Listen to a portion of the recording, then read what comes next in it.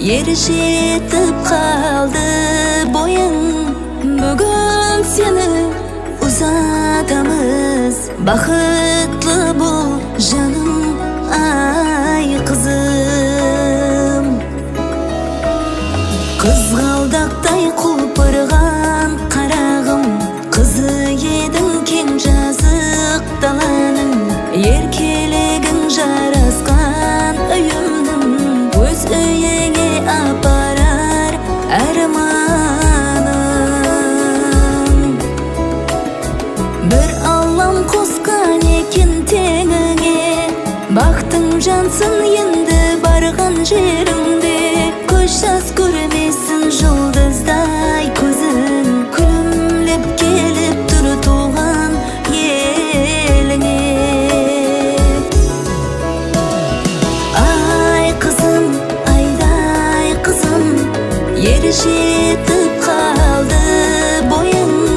Бүгін сені ұзатамыз. Бақытлы бол жаным ай қызым. Ай қызым, айдай қызым, ерішетіп қалды бойың. Бүгін сені ұзатамыз. Бақытлы бол жаным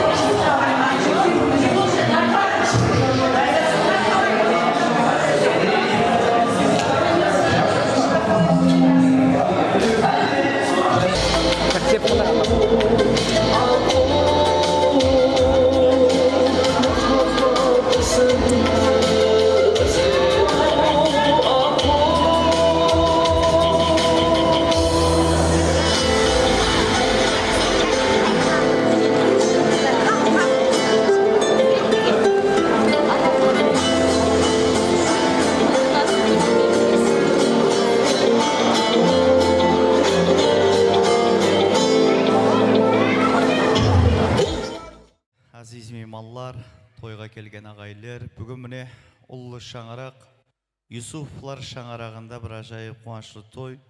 Мархум Расберген ағамыздың шаңарағы, осы шаңарақтың ұйтқысы болып отқан апамыз, Айпарш апамыз бүгін міне қызы бой жетіп, қияға қондырып, міне ата-бабамыздың дәстүрімен, хаужарлар менен өзге шаңараққа ұзатылу алдында тұрды. Бүгін міне Шымбай қаламыздағы пайызлы Дейдар тойханасында сіздердей азиз меймандарымыз менен Дейдар көрісіп тұрған жан жүда қуанышлымыз.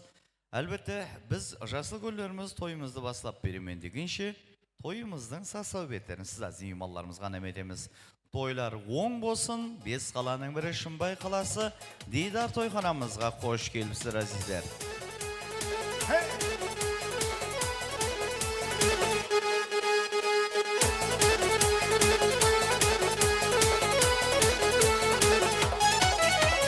Құтты болсын құша жігіт тау, тойларыңыз, орынлансын әрмен тілек ойларыңыз, мерекеге жана салды, нұр жамылғана бойларыңыз, мерекеге жана салды, нұр жамылғана бойларыңыз. Ау әхей, ау әхей,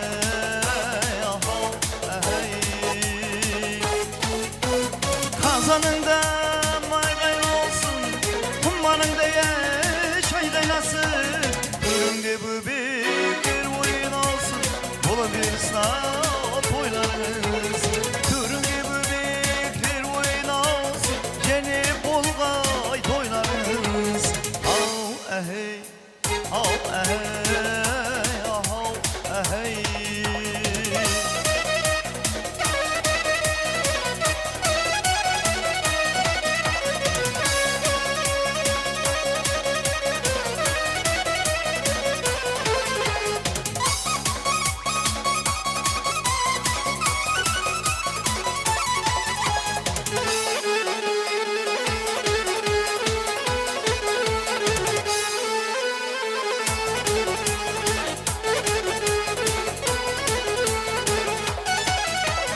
Biz oturmaz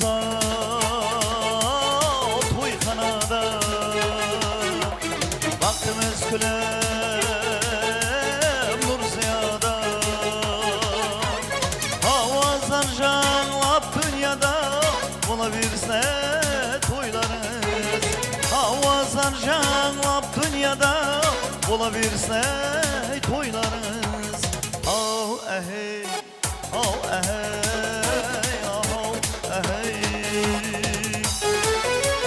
Ulu toydu görgen жақсы, қалайық тие жиған жақсы. Тойлар үстіне тойлар болып, айтып тұрса әр кез басын. Тойлар үстіне тойлар болып, айтып тұрғай жырау басын. Ау әхей, ау әхей, ау әхей.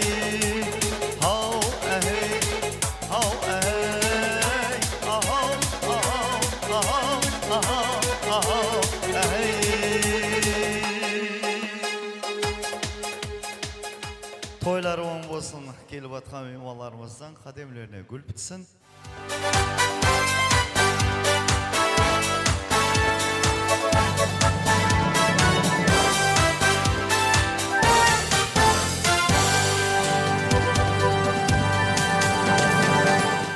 Бұл бақытлы заманда ертеңіне талпындым, ауыл менен қаламда тойлары көп қалқымның. Ұл қондыру ұяға, қыз ұзату қияға, әрманы дұр зияда қара қалпақ қалқымның. Ассаламу алейкум, ұзақ жақындан келіп отқан азиз меймандар, үйлері мейманға, кеулері иманға толық жаслы көллер, жаслы күнді сыйлай білген жас кішілер тойымыздың азиз мейманлары. Міне бүгін сіздермеміздер аспанымыз ашық, заманымыз тыныш, қалқымыз байрамларды байрамларға, тойларды тойларға ұлбастырып атқанда жайып бір пайтта, топырағы алтыннан қарақалпақ дияры, ұлы ел, ұламалар, мақсымлар елі, сазенделер, палуаллар жұрты болған кегелде ұлы ел атта, және бір қуанышлы күннің куасымыз. Бүгін міне өз абырайына ие шаңырақлардың бірі болған Юсуфлар шаңырағында Бүгін ажайып қуаныш. Марқұм, міне Расберген ағамыздың шаңырағы, осы шаңырақтың ұйтқысы Айпарша апамыздың шаңырағында бүгін бой жеткен қызымыз, Айзада қызымыз бүгін қияға ұзатылу алдында. Яғни айтқанда, қыз ұзату тойына Шымбай қаламыздағы Дейдар тойханасына қош келіпсіздер, әзиз меймандар.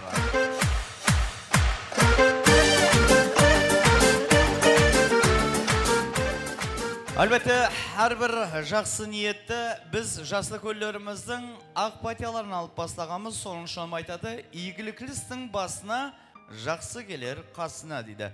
Мен ортаға бүгінгі ұсы шаңырақтың марқұміне ағамыз, Расберген ағамыздың, әмде Айпарша апамыздың бір қатар жасыл көлдері Айзада қызымыздың ата апаларын мен ортаға шақырып қойғанмын. Бірінші обетте Жасылгүн ағамыз, Рейімбай ағамызды, Жасылгүн апамыздан Қалбек апа, әмде Жасылгүн ағасы Асан ағамызды, Қуаныш ағасы, әмде Айзаданың дайысы Мақсет ағамызды мен саз саубетлер астында микрофон алдына мұрат етіп қаламын. Келіңіз. Келіңіз ағалар. Аты шығып жасыл көлдеріміздің міне атын ескенден кейін әзіздер және бір мәрте оқысын деп отыра бермейсіздерден тек үміт ететіміз ақ патиясын алып қалу, тілегіңізді есту. Мына қызметтегі жігіттерді әлді масқаламан бір-екі отырғыша кеп берсе, мына фотограф жігітлер.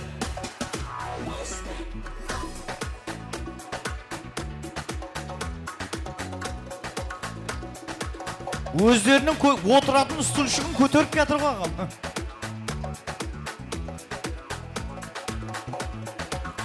Ой, болды, өзі 5 адам ба сондай? Ой, келіңіз.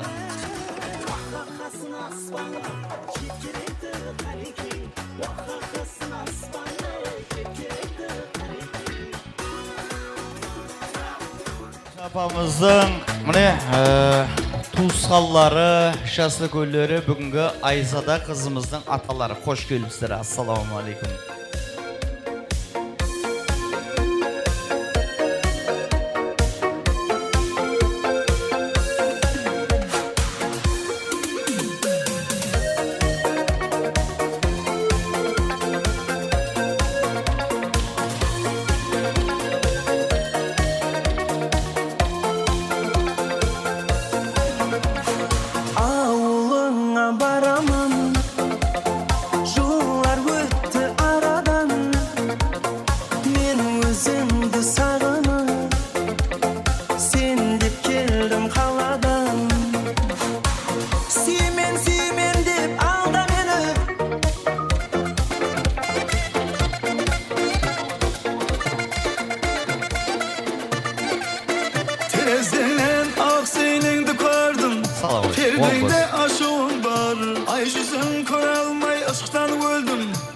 Рахмет.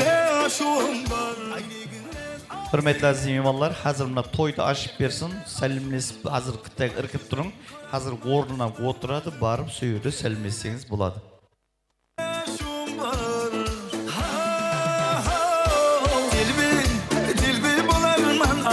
Рахмет. Со не әдеттеймен де, жасыл көлдерді ортаға шақырғаннан кейін келіп сәлемлесу, о сәлемлесетін болсаңыз күнімен залдың ішінде отыр ғой. Соң үшін кешіспеңіз. Мұна жиналыс болып отқанда да хакім сөйлеп жатса барып сәлемлесіп тұрмайсың ғой қасына барып. Дұрыс па? Соң үшін әзіздер азмаз бір өзімізді hürmet етейік. Жасыл көлдер қазір тойымызды ашып берсін, пәтиясын берсін. Әне содан кейін дәстүрхан атрапында отырғаннан кейін арқайын сәлемлес. Егер жауатын сарпайың болса жау сөйерді. Қазір жасыл көлдерге де сарпай жаусаң жаға бересің. Яқын сонда да камера түсіріп тұрды, камераның алдында еңкеуге болмайды. Қош келіпсіздер әзір, тойлар оң болсын. Жа, кім қайықта? Айпарша апаң өзі қайда? Айпарша апа оң болсын, ұзағына қуансын. Бүгін міне ұсы шаңырақтың бір ұйтқысы болып, ұлды ұяға, қызды қияға қондырып атқан екенсіз. Бүгінгі міне қызымыздан барған жерде бақытты болсын дейміз, өз жәмәтіміз атынан бақытты дейміз де. Біз жасыл көлдерден бірінші обетте пәтия алуды бастаймыз. Халқымызда сөз бар, жауын менен жерге көрер, дуа патемен елге көрер дейді. Бүгін міне Айзада қызымыздың бір қатар аталары келіп отырыпты. Мен бірінші нәубетте алжаспасам Рейімбай ағама. Рейімбай аға оң болсын, міне көпті көрген яшыл көнсіз.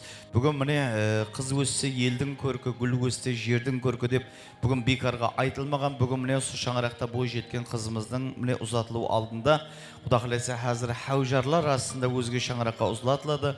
Міне өмір тәжірибесінен келіп шыққан халда бүгінгі сол өмірге бірінші қадемлерін өмір соққыларға қадем қою алдында тұрған бүгінгі қызларымызға, балаларымызға өзіңіздің бір жақсы тілек, барша мейманларға да бір тілегіңіз, мархамат. Ассаламу алейкум, hürmetli meymanlar. Bugün Ayzada kızımız bir şangırak kurup şangırak kuracak Kudayım bakıtlı boğay, önü bözkey, iki tarafke de bir жақсы hizmetleri buyurgay, şangırakları bekken boğay, toylar toygalasın, toylar bola versin. Рахмет. Әлбетте бірі аға бірі інімізді егіз қауындай, егерде аузы біріксе мәртебесі бәлентілерімізді пәмір тауындай. Мен тілек сөзімізді Қуаныш ағамыздан естеміз, мархамат. Assalamu alaikum hürmetli mimarlar. Hoş gelipsiz bugün Ayzada kızımızın toyuna kelgeni үшін rahmet. Kızımız bakıtlı olsun, özü bölsün. Екі жаққа қызметі теңдей болсын. Кегелер мейманлардың ham шаңырағының үстінде қонақтардың үйіне той бола берсін. Еліміз тыныштық болсын, дариямыз суын болы болсын. Жастар бақытлы болсын, өздеріне өніп өссін. Келді бүгін той-тойлап, туысқалар, дайлар, hürmetіне олардың кең дәстүрхан жайлар дейді. Әлбетте бүгін міне Айзада қызымыздың дайы жұртынан міне Айпар шапамыздың туысқаны, міне Айзаданың ағасы Мақсет ағамыз келді. Қош келіпсіз, оң болсын. Бүгінгі міне женге, бәрші мейманларға жасыл гүлдер қатарында тілегіңіз. Әуелен бар, ассаламу алейкум, hürmetli мейманлар. Бүгін Ажапам қызын той беріп отқан екен, жастар бақытлы бола берсін. Барлығыңыздың шаңырақтарыңызда той бола берсін. Тойға оң бола берсін, жастар бақытлы болсын.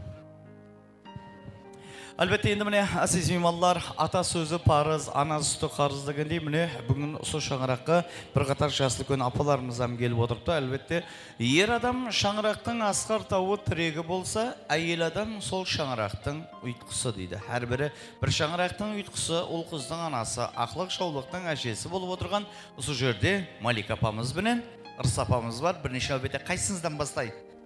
Малик апа менен алдын өте алмайды деп отыр ғой. Малик апамыздан бастаймыз, мархамат. Ассаламу алейкум жиналған туған туысқандар, жақсы қонақларым. Біздің Айзада қызымыздың ұзатылу тойына келіп отыр екенсіз. Қызымыз бақытлы болсын. Барған жерінде тастай батып судай сіңсін. Өсіп өнсін, екі жаққа теңдей қызметлерде бұйырсын. Мына жиналған қалайықтың әмеңіздің шаңырақларыңызда аманлық, ауызбіршілік, той тамашалар бола берсін, әмен осындай жақсы күндерге жеткерсін, баласын үйлендірсін, қызын шығарсын, әме бір-біріміздің туған туысқандар осындай қуанышлы күндерімізге шерік болып жүре берек, әме тойға жеткерсін. Бүгін қызымызды ұзатып жатыр екенбіз, Құдайым қызымыз бақытлы болсын.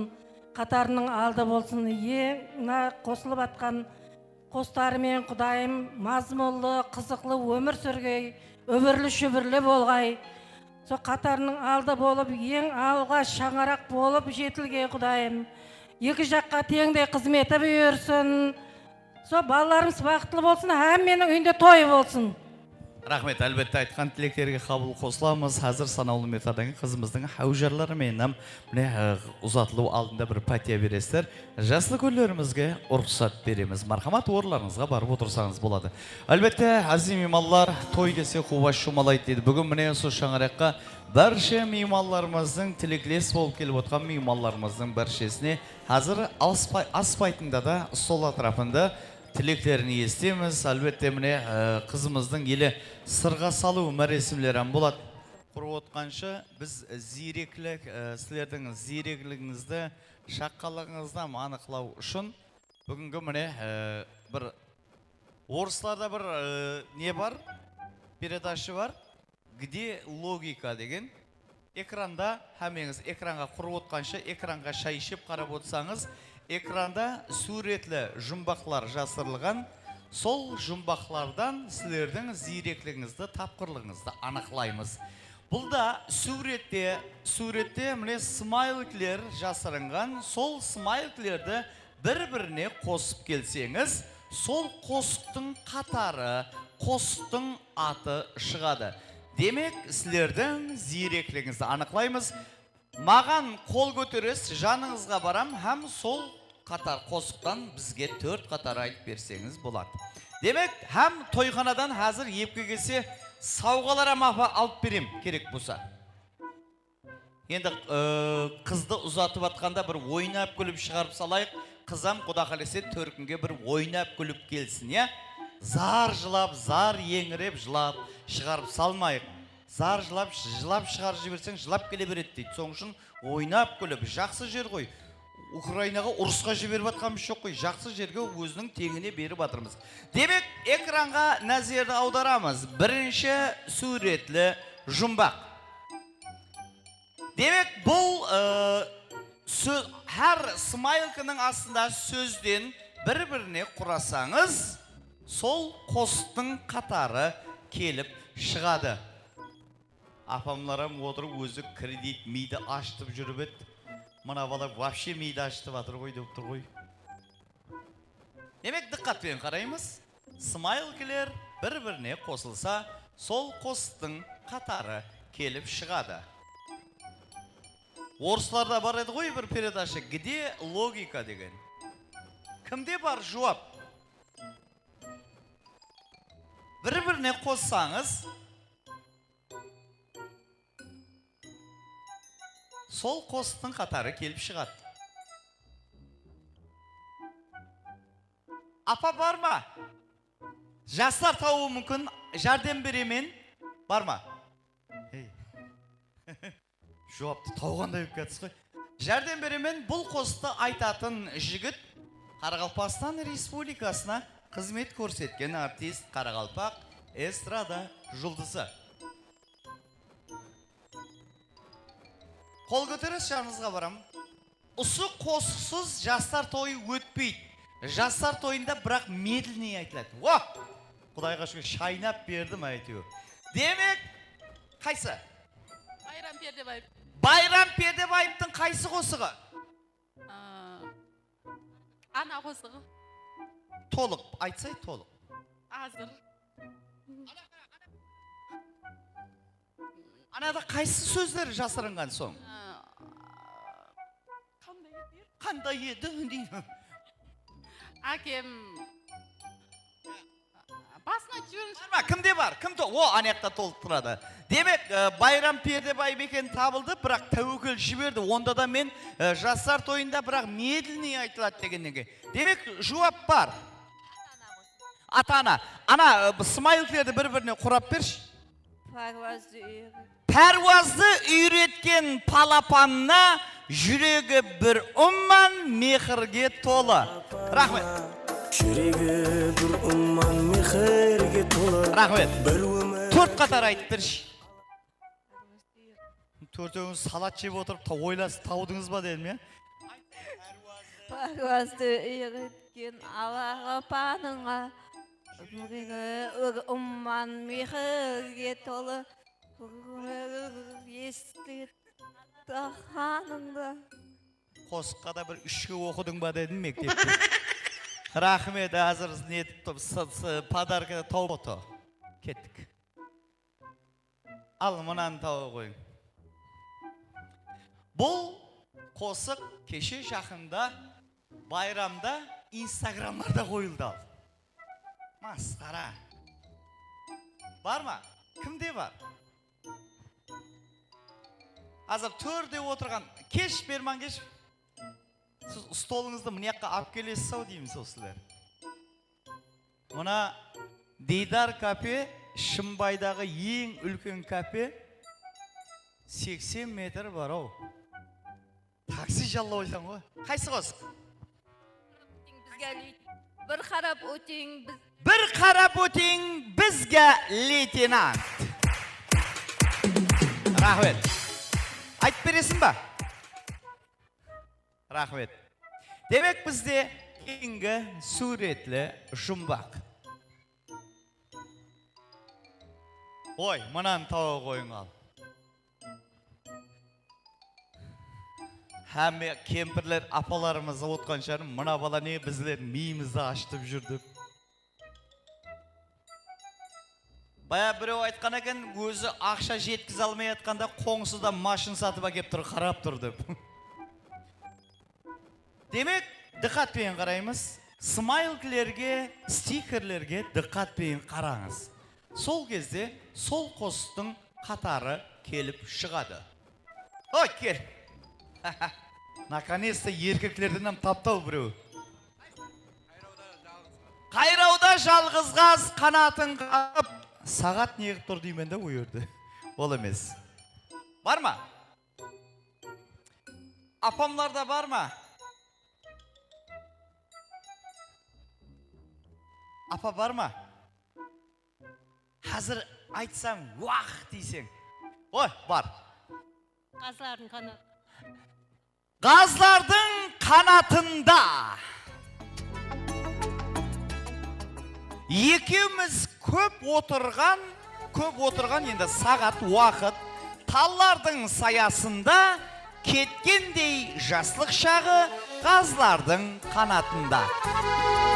Рахмет. Демек, 4 қатар айтып берсең, азыр зор материалдан бір өніп берем.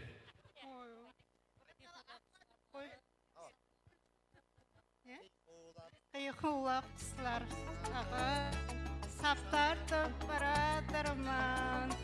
Кеткендей жаслық шағым қазлардың қанатында. Рахмет, қол шабалақлары болсын. Онда да мен күшіммен, мен жәрдем беріп тұрғандан кейін сорға айтты ғой. Сондай ұлы шайыр 21-ші асыр поэзия, 20-21-ші асыр поэзия байтерегі болған. Міне, осы Қарақалпақ поэзиясының ең ұлы шайыры Ибраим Юсуповтың міне қатия бір төртліклерін бір ядлап жүрек ағайлар. Қарасам 40-тай жігіт сәлті атады деген ядлай бермей. Демек кейінгі, қазір апамызға да бір сауға береміз. Демек кейінгі суретлі жұмбақ.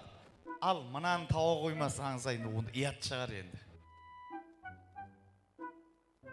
Қане? О, қайсы қосық? Bir kese çay. Қолларыңнан бір кесе шай ішкім келер. Рахмет.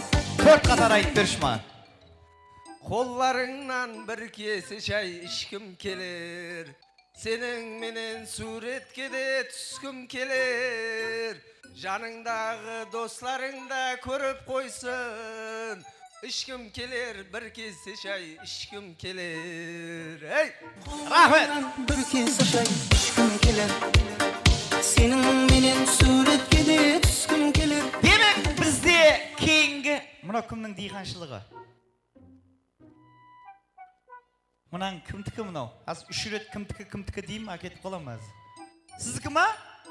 Құдай өсекке беріліп отыр ғой мұнау.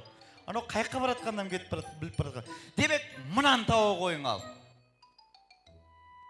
Кімде бар жауап? Қайсы? Ой, аз бар жақтағы қосыларды айтатын ауыз. Қайсы қос? Жоқ демеймен. Жоқ демейменнің бұл жерде темасы ұлыма көрініп тұрған жоқ қой? Шыраз Нұраттин Әнабат Шиманез ба. Үй салажақ Машин алажақ. Сәулім жай Ай, салажақ. Сол гитарист қалмай ізімнен кеулімді Алажақ. Ол емес. Жақсылап қараң, жақсылап. Бар ма төрдегілерде? Апамларда бар ма? Ақтыбауылдан бар ма? Ақтыба ауылда апамларға қызыған болып отқан жоқ ғой. Ja шопыр метамға кетіп еді, не қылды екен, құйды ма екен, соны ойлап отыр ғой бұлар. Бар ма? Дұрыс қой. Менің аз бірінші проблемасы метам болып қалды ғой. Бар ма төрде? Жәрдем беремен. Бұл қосты айтатын жігіт, жас жігіт. Жақында қостылары Орта Азия хитмені болды. Баста бұл қосы шыққан кезде, ой-ой-ой, міне бәлә бұл сөгіні батырма деп қойдық. Қайсы қос? Диққатпен қараңыз сикірлерге, диққатпен қараңыз. Соларды бір-біріне қоссаңыз, сол қостың қатары келіп шығады. Ай, не қылдың жаңағы? Бір 5-6 адамға берші. Арқайын жұртты ғой бұл. Материал беретін адам. Жазып қойып атпайды. Үйге барып тұрмасын кеште. Демек таудық па? Кімде бар? Кеш, бергеш. Мен сөгіп атсам ба, не қып атсам? Берге. Апаңның несі дедің жаңа? Кім айтқан? Қане. Апаңның үйіне мінгізіп көлікке. Апаңның үйіне мінгізіп көлікке 18 жасымды естедім еліктен. Айтамыз ба? Кім о, қайсысы? Негізі әмес қорып қалды бұя сөгі. Қайсысы? Айтып берші қане. Айтсай, несі? Ая, құрдастарымыздыр, жораларымы? Айзадаң ағасының жоралары, сондай ма? Ал жас болсам. Демек, міне, апаңның үйіне мінгізіп көлікке, автобусқа мінгізіп жіберіп атырыпты, сол диққатпенен қараң, стикерлерге қараң. Демек, соңғы суретлі жұмбақ. Ал, мұнан тауы қойма. Кел! Айнан, самсасын жеп отқан жерінен тұрып келді ғой мынау. Қайсы қосы? Қақ жігіт салты ата жақ. Қарасам қырықтай жігіт сәлті Ата жақ. айтып бересе ме? Қарасам 40-тай жігіт сальто атады. Көзіме көзі түскен. Айнан, алмасын бергел. Атың кім? Жайша жүрсен бе, не қып жүрсен? Аллаяр, нешінші классаң? 6. Маған бір тақымақ айтып берші, бір ватан туралы тақымақ білесен бе? Ватан туралы тақымақ білмейдікенде, бірақ қарасам 40-тай жігіт сәлті атады деген қосты білетікен. Кітап оқы, яшыма, ватан, ана туралы, ватанға сүйіспеншілік бір рухын оятатын тақмақлардан оқы болам. Ертелешек сіздердің қолыңызда. Ертең жасты күн ата болып отқаннан кейін жастаға не айтып отырасың? Бая біздердің уағымызда қосылар бар еді. Не деген мағаналы? Қарасам 40-тай жігіт сәлті атады деген. Ой, не деген мағана деп. Соң үшін әзиз ата-аналар, сіздерден ілтимас. Мына балаларыңызға телефон шықлай алады. Телефонымызды, міне паролін өзі ашалады балаларым деп қуанбай.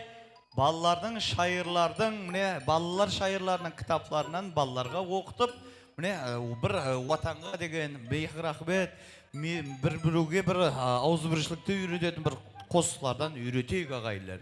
Демек бізде азималар қазір санаулы минуттардан кейін бізде қызымыздың сырға салу, ұзатылу мәресімлері болады. Баршаңыздың диққатларыңыз үшін рахмет.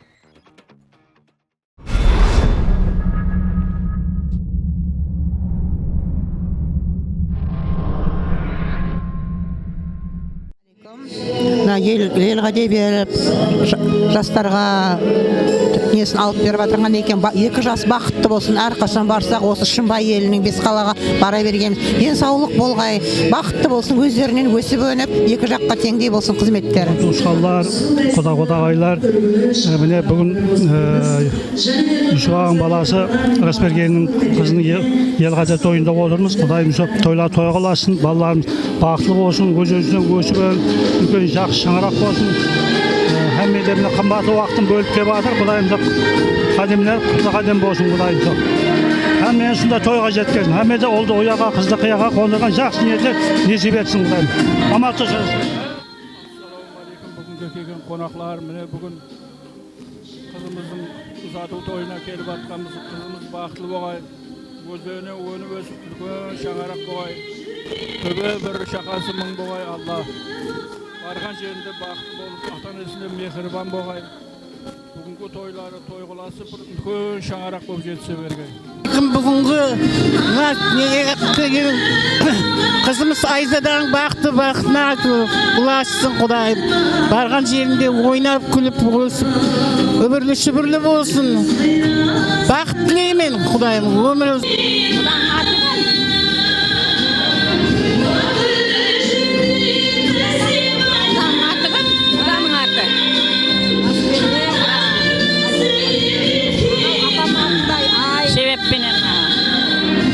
арас берген құда менен Айпарша құдағайымыз мінекей қызын ұзатып той беріп жатқан екен. Тойы құтты болсын, той қаласын, қызы бақытты болсын, 2 жас бақытты болсын, дайым денсаулығы мықты болсын. Барсақ келсек осындай жақсы ниетке келе бергенбіз. Осы тұрған ағайындардың қадемдері құтты қадем болып, дайым бар уақытта той бола берсін. Міне бүгін рас берген құда менен Айпарша құдағайымна ең кішкентай кенжетай қызын ұзатып, ел халқына пәтия алып беріп жатыр екен. Құдайым, осы жастар өздерінен өніп өскей, қатарларын алды болғай.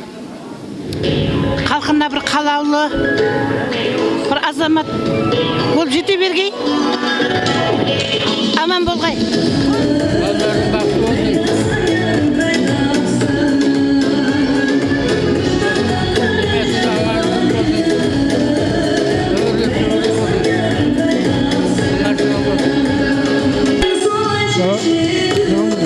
Dünyada ne yaxşılık bарын qarindasımıza tileymiz.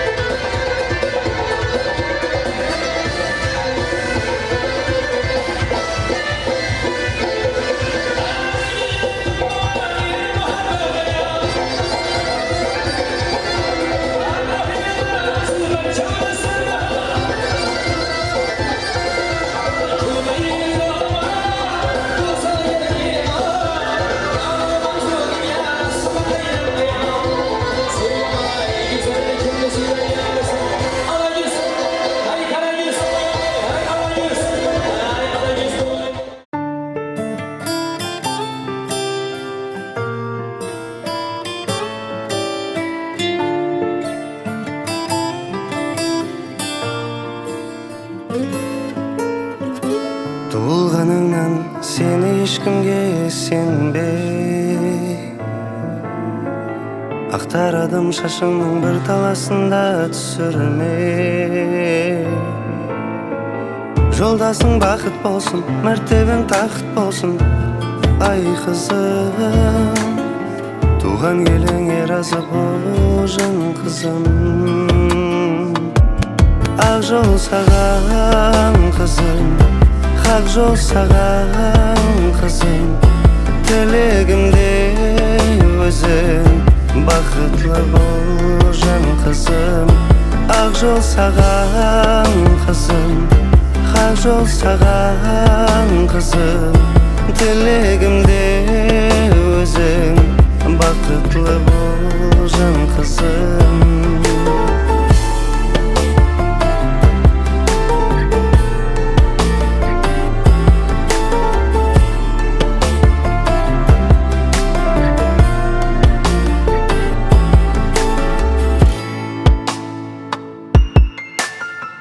Жарық дүнияға келтірген, әлпештеп сені өсірген, бақытыңды тілеген, ата-анаң разы бол. Балалықтан еркелер, қорған ошағын тербеген, менің қарындасым деген, аға жының разы бол. Ақ жол саған қызым, хақ жол саған қызым. Тілегімде өзің, бақытлы бол жан қызым. Ақ жол саған қызым, хақ жол саған қызым. Тілегімде өзің, бақытлы бол жан қызым.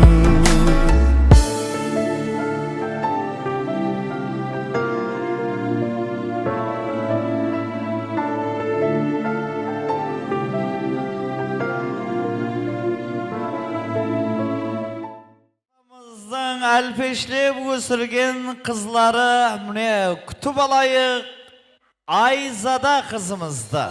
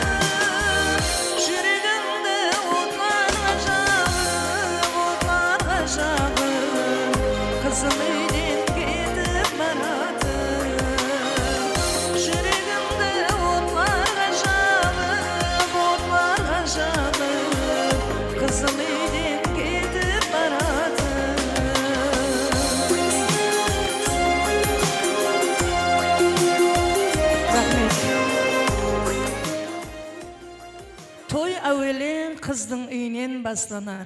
Қыз жылайды, қуанады басқалар, жат жұртлық бұл жаратқаннан не шара, мөлдіреген көздеріңнен жас тамар.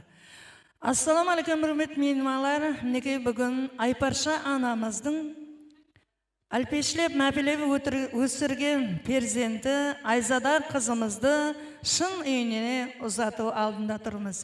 Мінекей бүгін міне әрбір шаңырақта қыз ұзатылар алдында қызға ақ патиялары береді.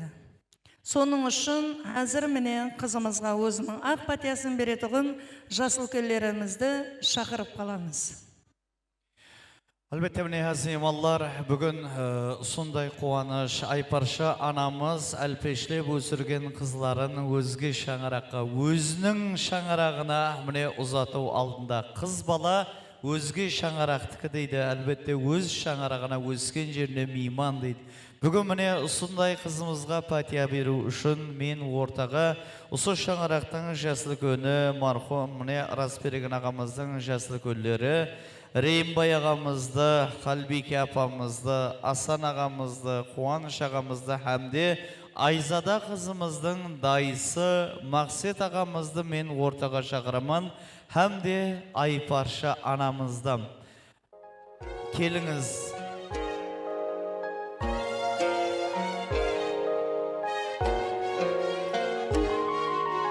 Бүгін сенің тойың қызым, ер жетіп тау бойың қызым, тәрк етесің ойнап өскен, енді ата үйін қызым. Бүгін сенің тойың қызым, ер жетіп тау бойың. Жасыл көллеріміз келемен дегенше азиз меймандар, бүгін сондай апамыздың міне жүрегінде әлпешлеп, жүрегінде сақлаған қанатлыға қақтырмай, міне тұмсықлыға шоқтырмай камалға келтірген қызлары бүгін өзге шаңыраққа міне келім болып баратырды. Халқымызда сөз бар, ата разы, Алла разы дейді. Бүгін міне сондай жасыл көллердің разылығын алмастан алдын. Қазір міне осы жерде қызымызға сырға салу үшін осы шаңыраққа болашақ күйеу баламыздың міне ажапасы менен жеңгесі сырға салажақ. Келіңіз алдыға. Қазір жасыл көллеріміз әмкиятырды. Көжасыңды асырап қой, тұрмыс деген қатты болар. Қызық нәрсе бүгінгі той. Бүгін міне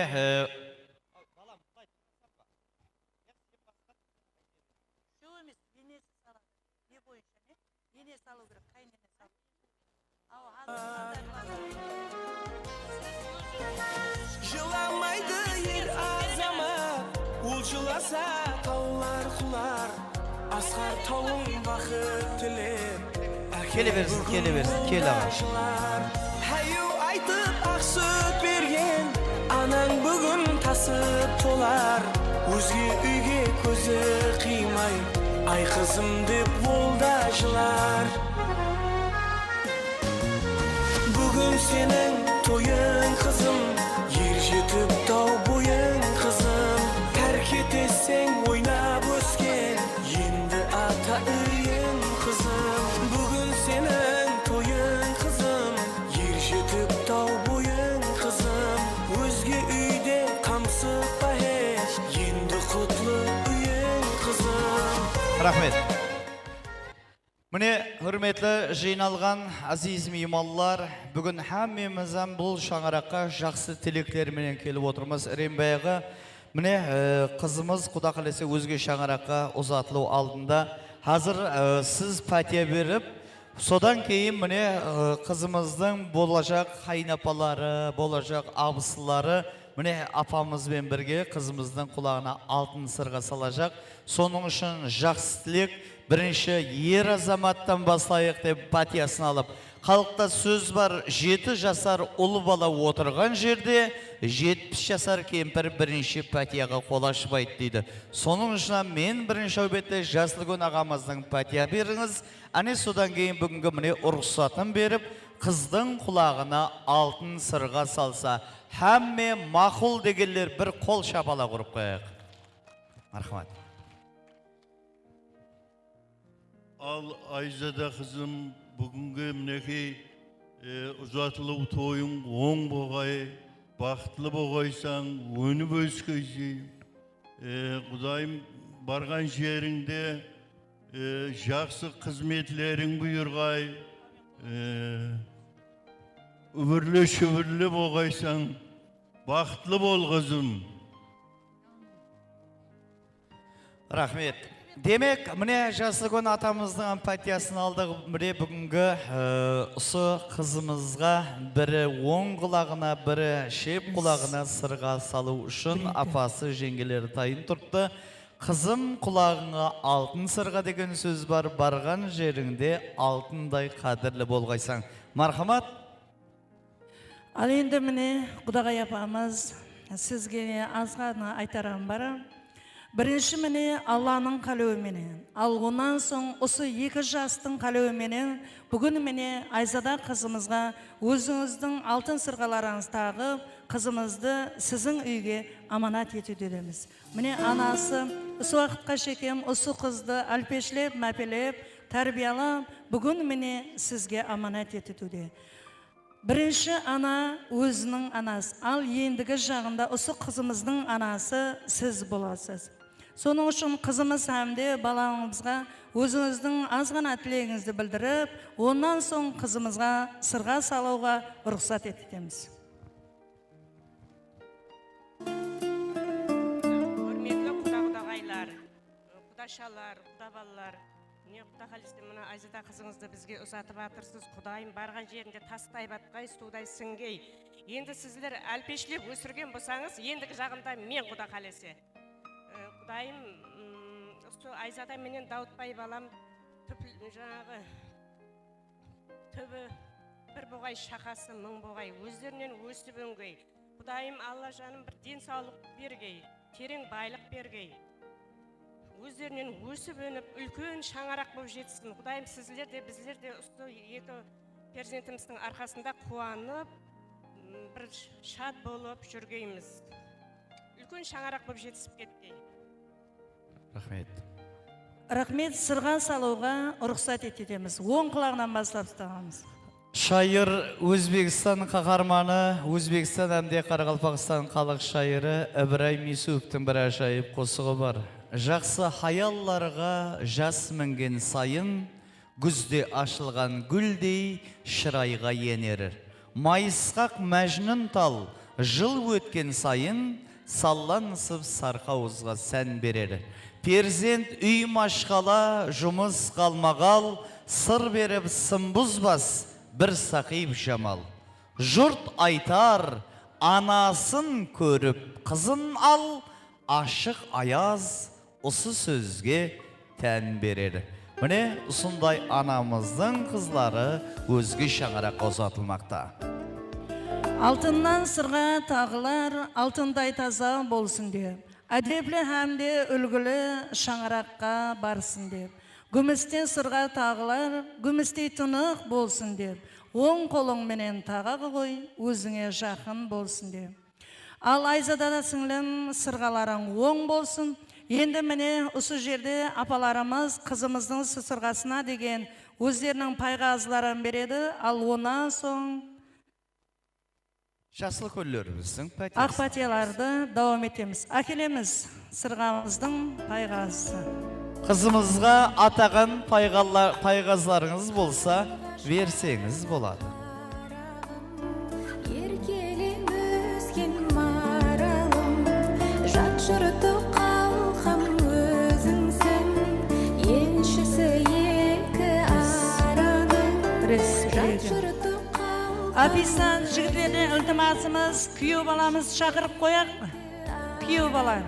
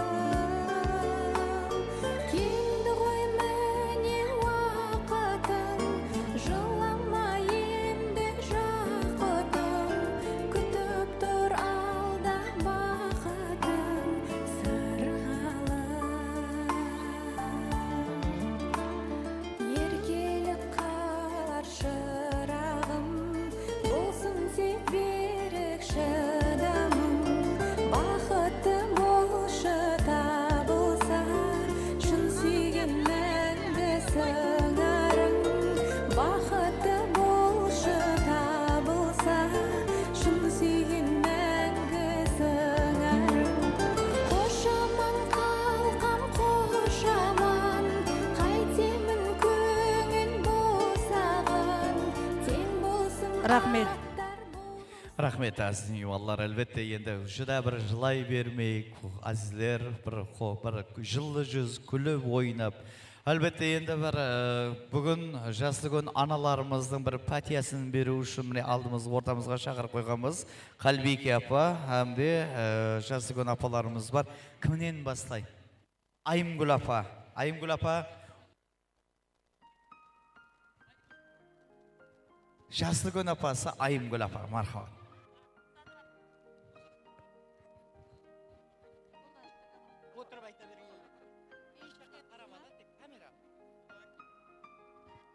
Ассаламу алейкум. Бүгінгі біздің қызымыздың Құдайымна ұзату тойына жиналған бәрше туған туысқандар, Құдайым қадемлеріңіз құтлы қадем болып, үлкен шаңырақтың иесі болсын. Мына қызымыз мына әдеплі, ақыллы, білімлі қыз еді. Құдайым ендігі жағында да ұсындай қалған. Құдайым бақытлы болып, әмме нәрсеге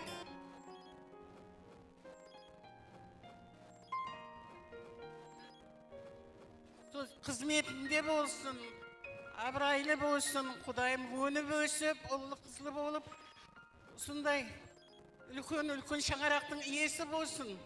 Ал қызымыз бақытлы болсын, көрген жерде Құдайым күліп көрсеткен болсын, Құдайым алдымыздан күліп шықсын. Шаңыраққа күліп келіп, күліп қайтсын. Сондай тілеклерді беру.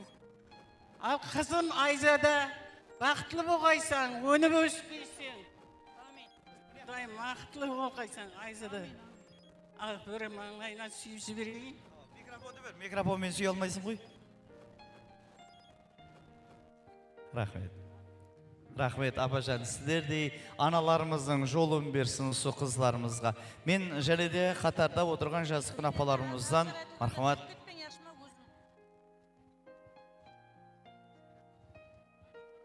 Міне туысқан туған болып, бүгін Айзадаға сіңлімізге ұзату алдына ел халықты жинап, пәтиясын алып беріп жатырмыз. Құдайым күніменен айтылған дуалар, пәтиялар бәрі қабыл болғай. Айзада не ұзатылып жатырған шаңырағың құтлы шаңырақ болсын. Құдайым күйеу баламен екеуіңіз бақытлы, мазмұлы өмір сүрің.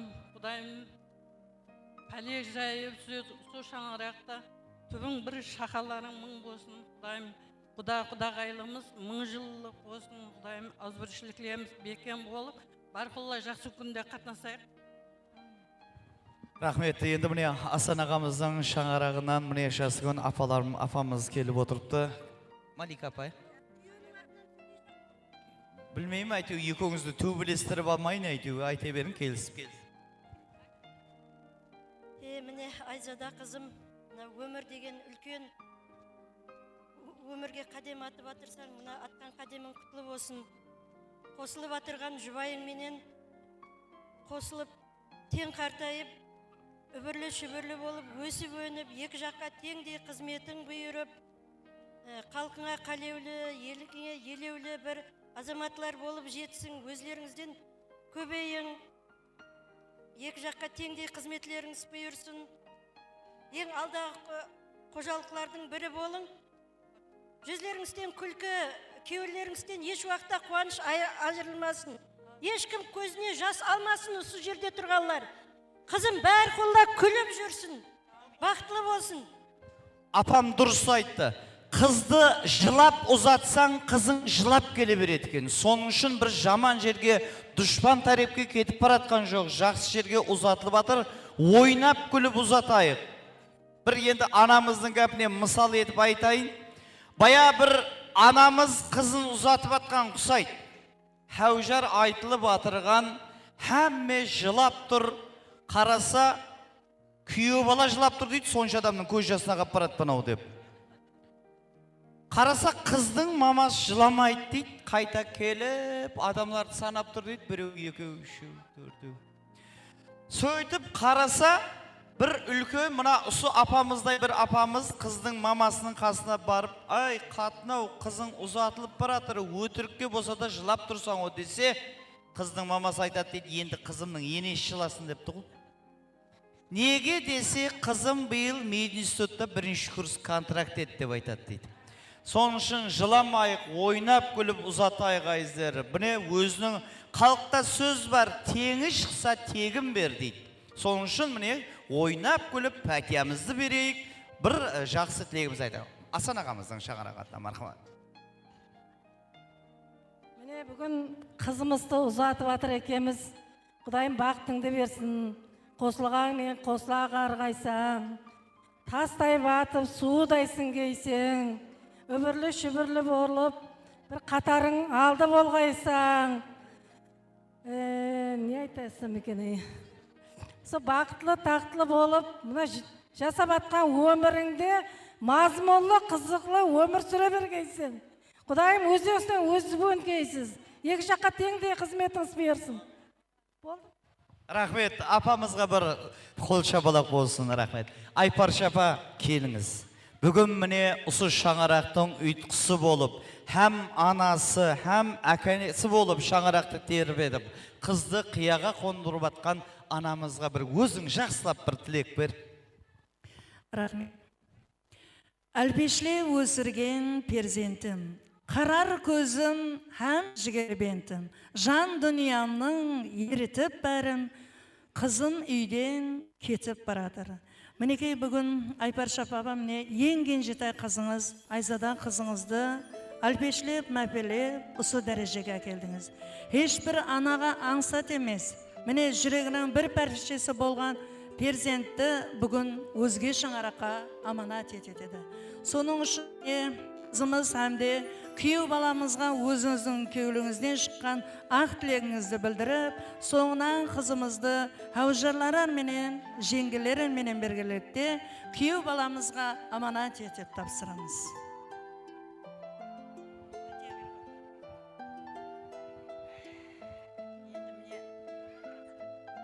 Мен қыз ұзатылық тойына кеп отыра екенсіз, Құдайым.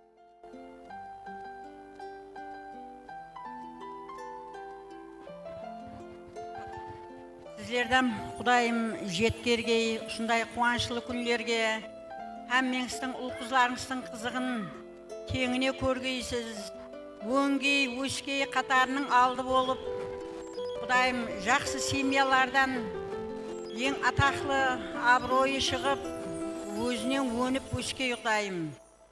Ешкімнен кем болмағай, көз тілден аман сақлағай. Құдайымыз дәриямыз тол суға толып, нанымыз қалың болып, ешқайсыңыздың жүзіңізден Құдайым күлкі кетпегей.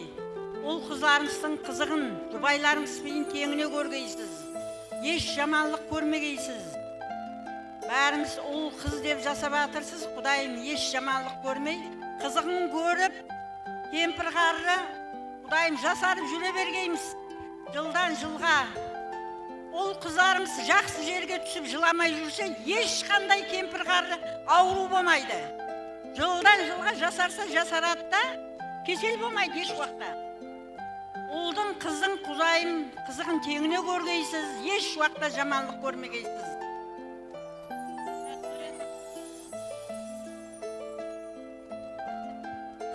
Әммеңізге келгенізге рахмет. Рахмет. Құдайым бақытлы болғай қызым. Өзінен өңгей, өшкей, қатарының алды болғай. Еш уақытта жаманлық аты еш уақытта шықпағай. Өңгей, өшкей. Жыламай жүргей Құдайым мәс боп, екеуі де. Қуанышларым сыймай кетер қанама, ақыл қосар Алла берген санама. Періштеге мегзес дейді негізі, періштелер ұқсар менің анама. Аналарымыздың тілектері қабыл болсын. Енді нәубет Әужар қосықларына. Енді осы жерде күйеу бала тараптен әкелінген Айзада қызымызға арналған тояналарын әкелеміз. Қызымыз достарынан тарқатады. Тортларын әкелеміз. Мазал торт.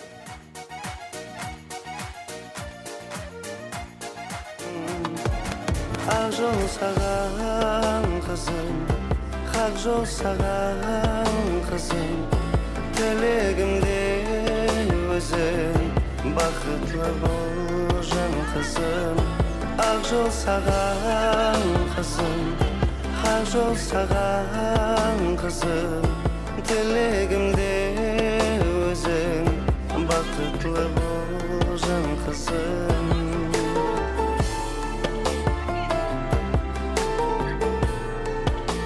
Рахмет.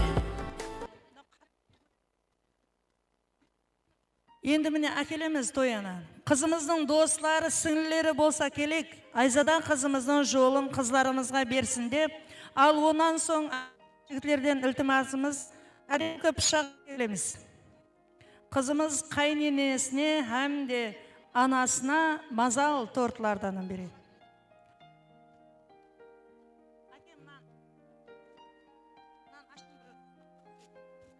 Қызымыздың достары, сіңлілері келеміз. Айзада қызымыздың жолын берсін деп қаламыз. Әрі бір шаңырақтан қызларымызды хаужарлары менен ұзату несіп етсін.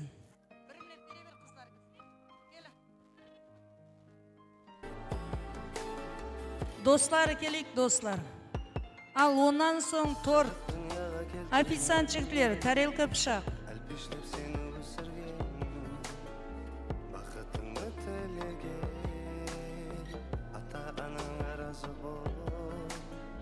Балалықтан еркелер, қорған ошағым тербеген, менің қарындасым деген, аға жының аразы бол, ақ жол саған қызым, ақ жол саған қызым, тілегімде өзім, бақытлы бол жан қызым, ақ жол саған қызым. Рахмет, енді мына тортты кесеміз ғана. Официант жігітлер, пышақ пен тарелка келек.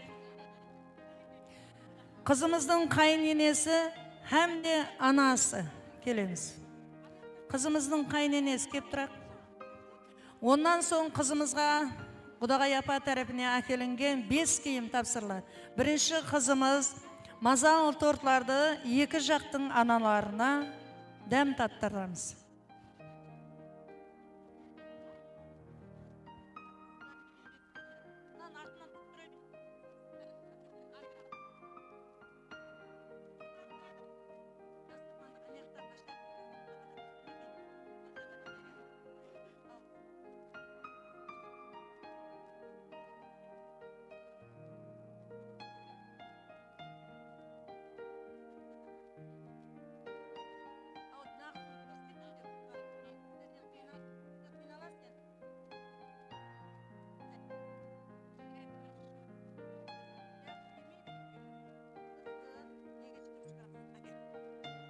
Құдағай апа, келектің жағына. Айзадан қызымыз, келеміз Айзада. Бірінші болып, сізді осы дәрежеге әкелген анаңызға өз қолдарыңызбенен мазал тортлардан дәм таттырамыз.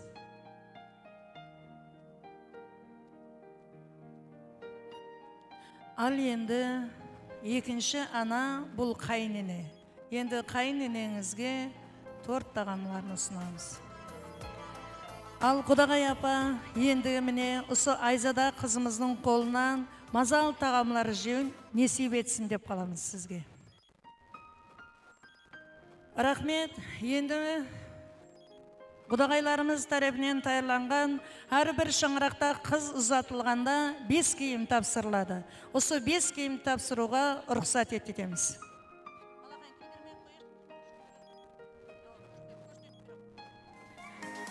Мінекей, Құдағай апа тарапынан таярланған сауға саламларымызды ұсынамыз. Қызымыз барған шаңырағында жақсы күндеріне кисін деп қаламыз. Ассалаумағалейкум, құрметлі Құдағайлар. Міне бүгінгі қосылып атқан жастарымыз бақытлы болсын, өзлеріне өсіп өнсін. Үлкен өмір деген гүзарға атылап атқан қадемің құтлы қадем болсын. Со барған жеріңде тастай батып, судай сіңгейсең, мына 5 киімің тоздырмақ несеп етсін. Бұнданам зорларын алу несеп етсін. Рахмет, әкелген сауға салымлары жақсы күндеріне бұйырсын. Осы қызымызды тойларда қызмет етету несіп етсін.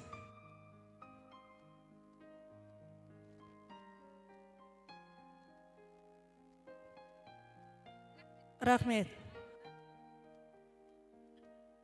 Ұзатайын өзіңді сіңлім. Болар екен өмірің қандай, ата-анаңның үмітін ақла, керек есін құлатып алмай, бір Аллам өзіңді қоласын қызым, өмірде бақ күлің солмасын қызым. Ұзатылып барасаң өскен ұяңнан, ұша біл қанатың талмасын қызым. Мінекей бүгін Айзада сіңлім, балалық пенен туған шаңарақ пенен қошласып, бүгіннен баслап шын үйіңе қадем тастайсың. Осы уақытқа шекен анаң қандай тәрбие берді? Сол тәрбияны барған шаңырақта қызметіңменен көрсеткейсің. Бүгін міне сізді ешкімнен кем қылмайын деп, анаң сізге районымызда жайласқан ең алдыңғы тойханалардың бірі Дидар тойханасында сізге той беріп атырды. Осы ананың жүзі жарық болсын десең, барған шаңырақта сабырлы болғайсың. Сабырлы болсаң, не бір бәлейін шыңларға жететсің. Ал күйеу бала, осы жерде сізге айтарам, бүгін міне анасы Айпарша апамыз қызымызды сізге аманат етуде. Себебі қызымыз анасына сүйеніп жасап келді. Ендігі жағында осы қызға қолқанат болу сіздің қолыңызда. Сіз өзіңіздің қарындасыңызды, апаларыңызды қандай көріп, қандай сыйласаңыз, қызымызды сондай сыйлағайсың. Осы қыздың көзіне жас ақтырмай, қоллап қуатлау енді сіздің қолыңызда. Екеуіңіз ауызбіршіліклі болсаңыз, екі жақтың жасыл күллері тату қатынасады. Соның үшін сіңлім, сол шаңырақта сабырлы сізге тілейміз. Барған шаңырағында екінші анаң қайненең. Себебі анаңды қандай көрген болсаң, барған жеріңде қайненеңді сондай көргейсің. Тұрмыстың ойлы қырлы соқпақлары болады. Әрбір шаңырақтың жетер-жетпесліклері болады.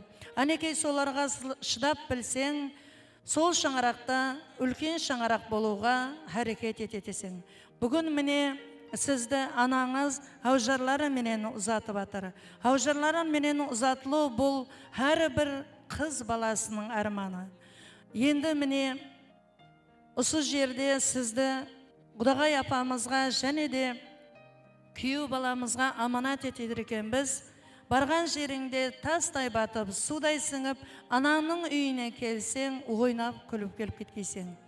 Ендігі қосық, аужар қосығына нәубетті береміз. Аужар қосығы уақытында анасының жолын берсін деп, анасы қызымыздың маңлайына сүйеміз. Соңынан туған туысқандар аналарымыз қызымызбенен көрісіп, қызымызды күйеу баламызға аманат етіп тапсырамыз. Құрыл атың шымылды, пана болар ай қызым, барған жерде қайненең ана болар ай қызым.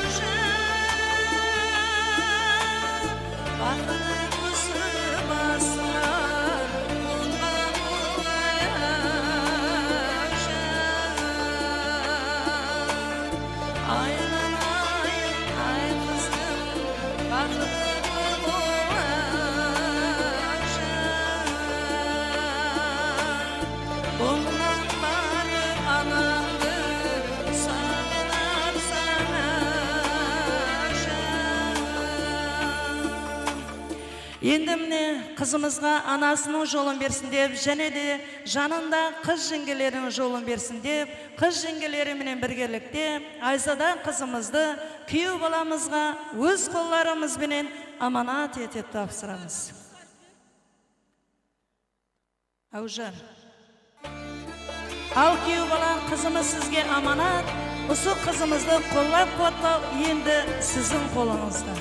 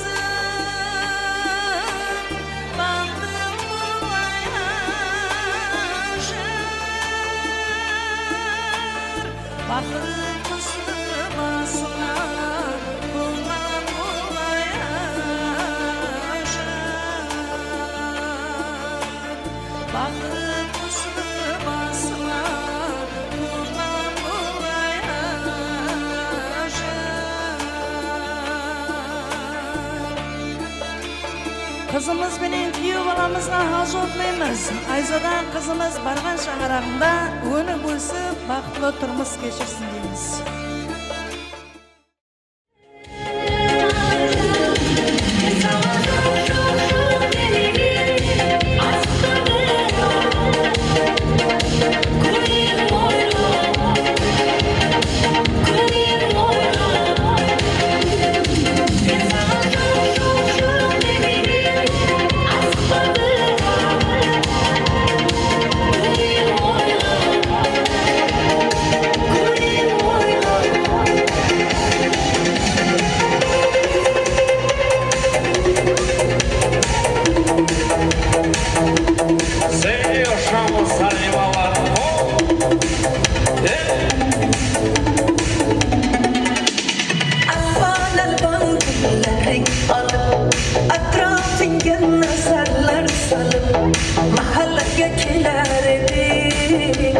Musika'da koymalı Hala hemen yadımda Kalgın dedin yanımda Seni candan sevgimdim Ey günlerken adımda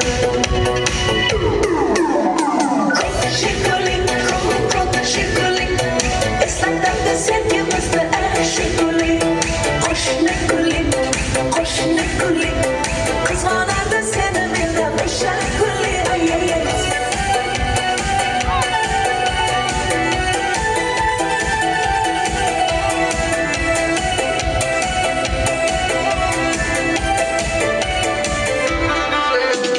İkimiz sahte ettik Sevgimiz hem bir ufak İsmimiz yazar ettik Esinle mi o divan Çok şıkırlık, çok şıkırlık İslam'dan da sevgimiz de şıkırlık Hoş ne gülük, hoş ne gülük Kızmalar da sevgimden gülük